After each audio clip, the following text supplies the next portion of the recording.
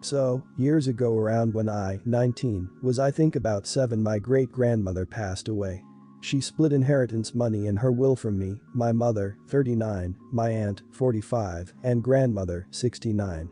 However, for me as it was written it was stated I would only get the money at 18. I'm now 19 and somehow they gave the money to my mother. She never told me about this until I graduated high school. I asked why I didn't get mine now that I'm of age, and she stated, well, you'll just spend the money. I understand where she came from since people my age would spend it, but I am a little furious that I'm now in debt for college and I could have used that money for student loans or maybe even a new car if something happens as an example. After asking to give it to me, they each refused despite I politely asked, so I decided to take this to court after seeing a copy saying I would get the money at 18 and now everyone in my family is angered at me for standing up for myself. I believe if it's legally stated then yes you should fulfill, but I could be wrong as I'm young and I don't understand plus they are my family and I love them, but I don't feel this is fair and legal. Am I the idiot for suing my family over inheritance money? Not the idiot. If they give you the money left for you, then they wouldn't have to go to court. If she saved it in a specific account that you could have access to, then it wouldn't be a big deal. My mother did something similar with the child support she got from my dad. In their divorce, it was an account in my name at a bank that both shared. He could only transfer money in, she and I could transfer money out. In the state we lived in, he had to pay until I was 21. My mother had to have every withdrawal from the account over $200 a day verified with my PIN to say I agreed to it. Once I turned 21, I got all the money transferred to my main bank account. Assuming the will was written by someone competent, the money should have been left with your mother in trust. This means that she looks after the money for you as stated in the will. For example, she holds the money for you until you are 18. There are various laws governing what protections there are for money left in trust. As others have said, contact a lawyer, but get a copy of the will first if you can. Not the idiot. She is going directly against a will. People who say that you will be irresponsible with money are usually the ones with terrible finances. Try to redirect their mistakes onto the one they tell it to. Just make sure that if you do take her, that you're prepared for the consequences that may come with them. In case of a backlash. Possibly from other family members and especially by the woman who took your money. There will be a narcissistic tendency to manipulate through guilt, and if that isn't going to work, all out rage. I, 27, have custody of my niece who is 9. My sister passed away 2 years ago, her dad split years ago, and my parents are deceased, so she came to me.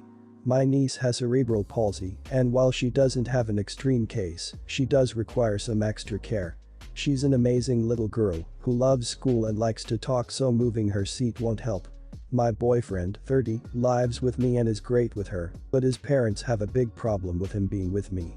They don't think he should be saddled with someone else's kid. They have also said I should make more of an effort to do things they'd like me to do, but then say I threw my life away by taking in my niece and I should have let her go to foster care if I am not willing to meet some demand they have. I try not to have much contact with them. Here's the problem. His mom called me and wants me to do something with my niece so I can show up for Thanksgiving. The way she said it honestly sounded like she was talking about boarding a pet. I said unfortunately I wouldn't be able to make it. She called me a terrible girlfriend and said I made no effort at all to make them happy and constantly hurting her feelings by refusing to compromise. Except her idea of a compromise is me doing what she wants. I was fed up at this point and said I was sorry she felt that way, but my niece was my priority. She got upset, called me a rude idiot, and called my niece a slur against disabled people who should have been put in foster care. I immediately hung up and blocked his family members from being able to contact me in any way. My boyfriend was really angry when he found out my side, which was a very different version than the totally fabricated version his mom told him. They had a huge fight and now his family and a couple of his friends are saying he needs to leave me because I made already rocky relationship worse by being an unreasonable idiot, but I don't see how I did anything but turn down a Thanksgiving request that doesn't work for my family. My boyfriend actually thinks it's kinda funny that they think I have the power to control his decisions. I'm not the idiot for not being willing to leave my niece for his family, am I? Not the idiot. Who are these sick people?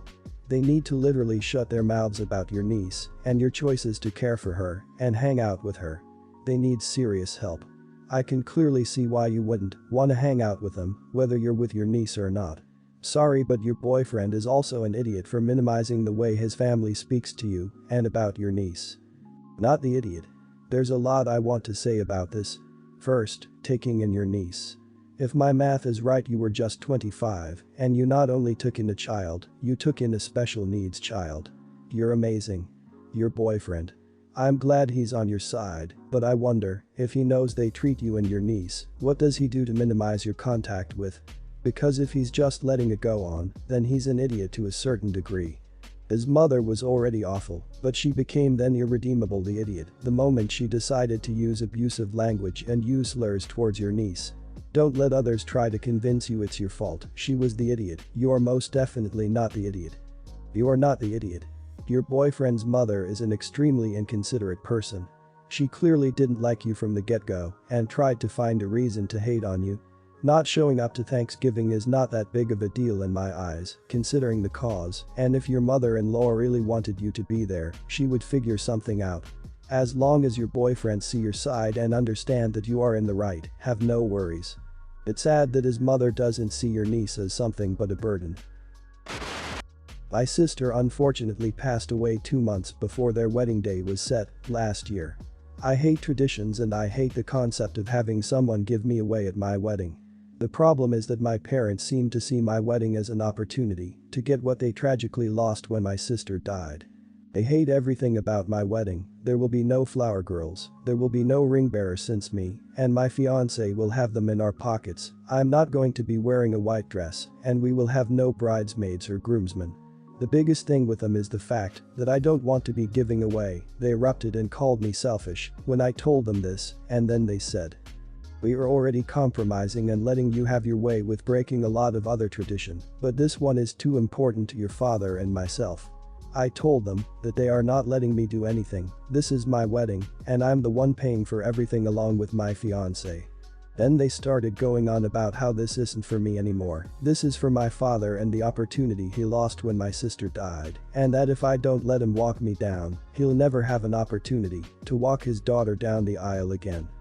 I told them that with all due respect, I don't care about opportunities they are losing, and that my wedding is not an excuse for them to live out the opportunities they lost when my sister died, and that if they can't see that in that, if they can't respect my wishes, then maybe they shouldn't come at all. Am I the idiot? This all happened in February and we haven't spoken to each other since. I feel a bit relieved, if I'm honest, and I don't miss them. Not the idiot. I feel bad for you and them, but your wedding is not for them. It's super selfish of them to think, and crazy that they'd consciously ask you to try and fill that role. Have they considered how you'd feel if every time you think of your wedding, it'll make you resent your late sister and your parents for making you do something you don't want to do? If you want to throw them a bone, since you don't like the traditional stuff, maybe you could come up with more original way to give him a role. I'm really surprised that anyone is saying otherwise. It is incredibly inappropriate for your parents to treat your wedding as anything other than what it is, your wedding. You're not a substitute child, and it's not a substitute wedding. And to be honest, it sounds like they would be pulling this crap and trying to control your wedding either way, and are just using your sister's death as a convenient excuse, which is alarming. They need counseling to learn to deal with their grief appropriately, but in the meantime it makes perfect sense you'd want nothing to do with them. Using you as a proxy for your dead sister, and then calling you selfish. It takes a lot to top the self-centeredness involved in the theory that not dictating every aspect of someone's wedding is gracious compromise on their part, but that does. On the plus side, they did display a degree of honesty and self-awareness when they outright said that your wedding was no longer about you, but about them. Most people who believe that are slightly less willing to say it in so many words, or even admit to it when called out. Still total idiots for it, of course. I'm currently out of work because of restrictions, server in a town that only allows takeout or delivery right now, and I've been taking on odd jobs. I'm in an okay position, so I'm just trying to get a little extra for just in case. My aunt knows this, and she, bless her heart, decided to try to help me. I thought she meant looking in her town's job ads or asking around at her work, so you all can probably guess why I was extremely confused when I got home from camping to a ton of emails from aunt's friends and relatives about baby blankets. For background, I've been crocheting and knitting since I was a little girl, and when aunt's 2 children were born I made them both baby blankets as baby shower gifts. These blankets were about 4 feet by 5 feet, enough to last through childhood, if necessary, complex with lots of colors, single crochet graphicons, and they easily took me around 30 hours of work each. Back to the problem. I read through the messages, and it seems my aunt was promising them a custom baby blanket done in 2-3 weeks for $50. There is no possible way I could work that fast or charge that little. Materials cost between $35–$75 depending on the yarn, so I emailed all the women back apologizing for the mix-up and letting them know I wouldn't be able to complete their orders as promised by aunt.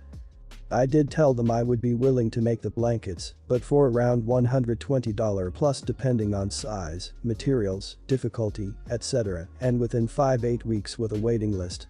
On the bright side, 2 were completely understanding, the other 6, not so much. One said that she was devastated because her grandma was supposed to make her baby a blanket, but had recently died, and she was so excited when aunt said I could make her one like her grandma's in time for her baby shower, 3 weeks away, and I feel so bad about getting her hopes up like that. Aunt now is angry at me because apparently everyone is mad at her too, and she was just trying to help me out. She thinks I'm being ungrateful, and I should have just done it because blankets aren't very difficult to make and to save face.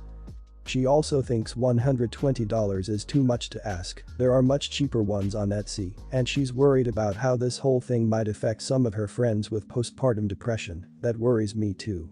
I'm so pissed at her for this, but I understand why she did it and I know she was just trying to help me out, but I feel terrible and like a total jerk because of how many people are hurt and upset.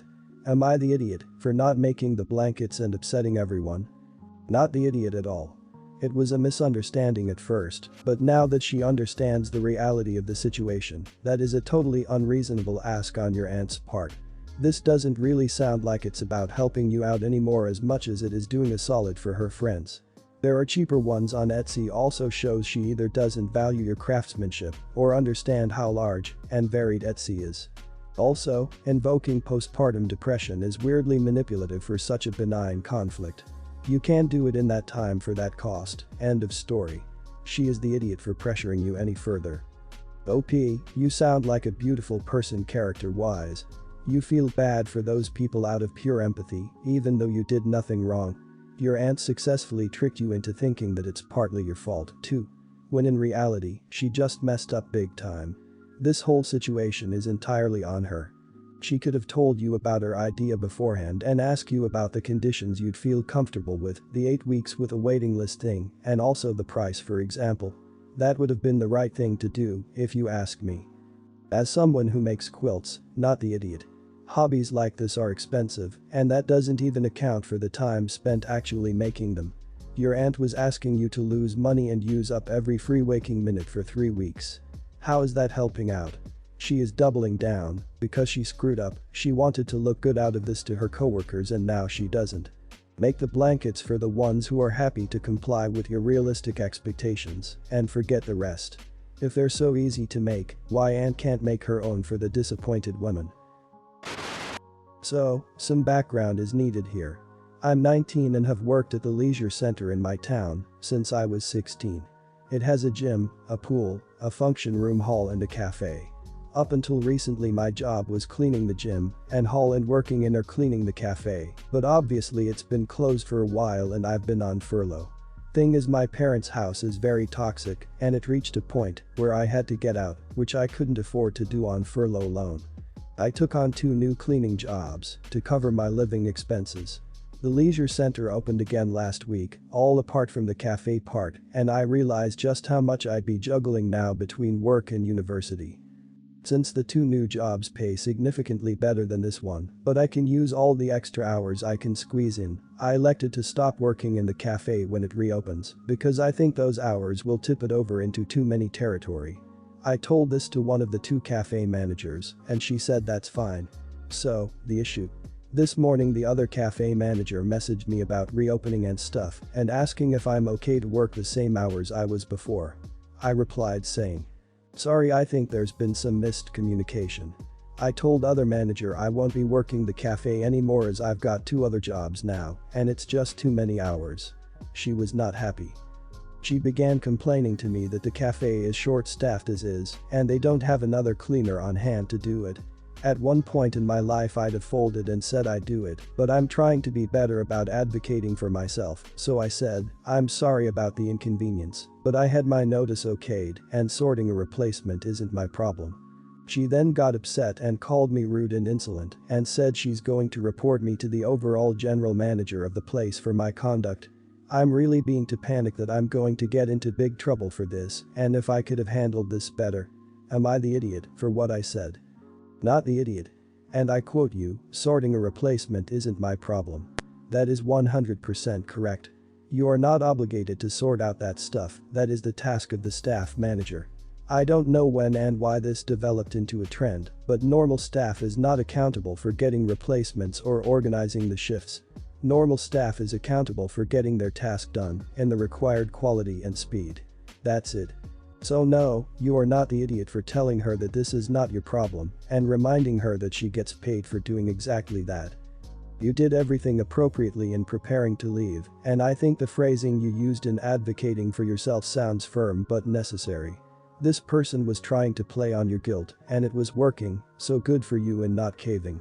Now she's using threats against you, which shows she's just upping her own bad behavior, and again, it's working, you feel guilty. Don't panic. She has little to gain by reporting you, and even if she does you can reply, if you're questioned, that you had prepared everything appropriately and that a response was inappropriate. Not the idiot. However, if this situation ever happens again, try to use it to your advantage. Instead of "I can no longer work in the cafe as I work 2 other jobs." Try "Unfortunately, I had to take on 2 other jobs to make ends meet while on furlough. Well, I would love to quit one of those positions and go back to working in the cafe, those jobs pay more. If there was a way you could match that pay rate, I would be happy to take some hours in the cafe that work with my class schedule." If you've been with the center for 3 years, you've been a good employee and you elected to come back once the furlough ended, despite quickly finding employment elsewhere that paid better. This isn't an unfair or unreasonable request and could allow you to make more money while working less hours.